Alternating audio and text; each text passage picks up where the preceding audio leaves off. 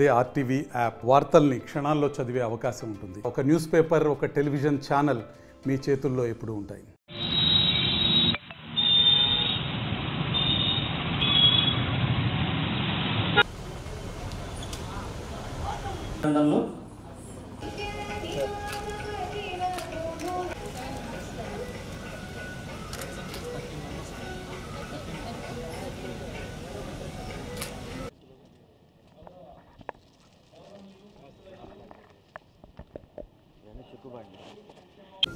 ఈ యొక్క కార్యక్రమానికి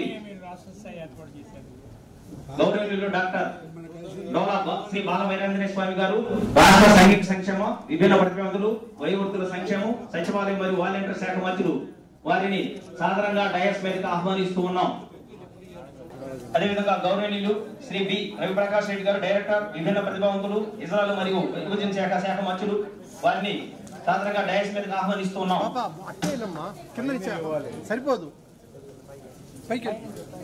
కాలంలో 35 రూపాయలు 70 రూపాయలు చేసిన చంద్రబాబు నాయుడు గారు 70ని 200 కాంగ్రెస్ ప్రభుత్వంలో చేస్తే 200 రూపాయలని 2014-19 వచ్చిన ఆనాడు ముఖ్యమంత్రి చంద్రబాబు నాయుడు గారు 2000 తీసుకొచ్చారు.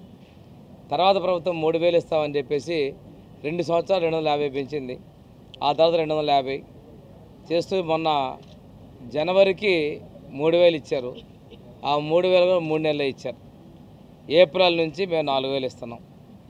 అంటే సమాజంలో వృద్ధుల పట్ల, దివ్యాంగుల పట్ల, ఒంటరి మహిళల పట్ల, అదేవిధంగా వివిధ వృత్తి కళాకారుల పట్ల, ఆరోగ్యపరంగా సమస్యలు ఉన్న వాళ్ళ పట్ల మా ప్రభుత్వానికి ఉన్నటువంటి ప్రత్యేకమైనటువంటి శ్రద్ధ, దృష్టి అర్థమవుతూ ఉంది.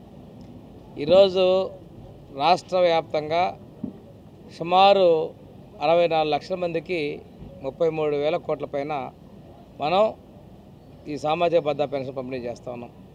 అందులో వృద్ధుల శాతం అనేది అన్ని రకాల పెన్షన్ల గురించి సుమారుగా 60% మంది సీనియర్ సిటిజన్స్ ఉన్నారు.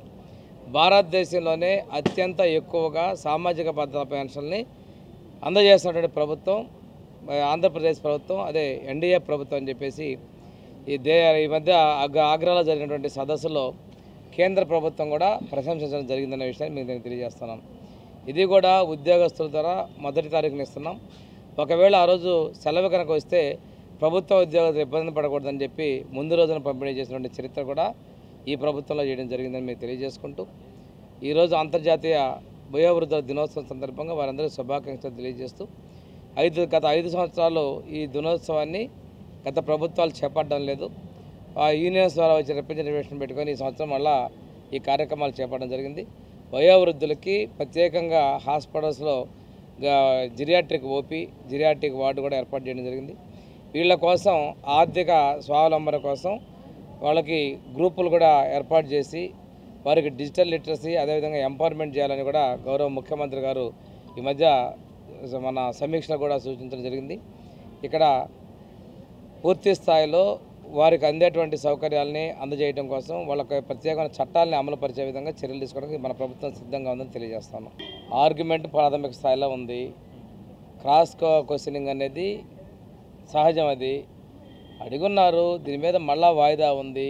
మనం దీని మీద దాని ప్రకారం తీర్పు వచ్చేంత వరకు కూడా మనం ఇది చేస్తున్నాం కాబట్టి ఆ క్వశ్చన్లకి ప్రభుత్వం నుంచి కానీ టీటీడీ నుంచి సమాధానం చెప్తారు. అంతేగాని ఒక రోజుకే మనం ఏదో సంబరాలను కాదు. కోర్టు క్వశ్చన్స్ చేయడం సహజం. అది దాన్ని మనం వక్రీకరించుకోవాల్సిన అవసరం లేదు.